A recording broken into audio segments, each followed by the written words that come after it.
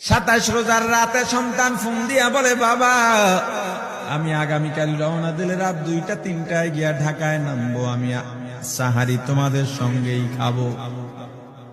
মা বসে আছে, মায়ের সন্তানের বাবাও বসে আছে, সন্তান আসবে।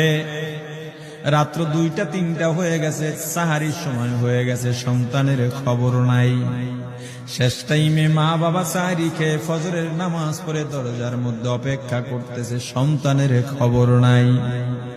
8টা, 9টা, 10টা বেজে গেছে, মায়ের মনটার ভালো লাগে না।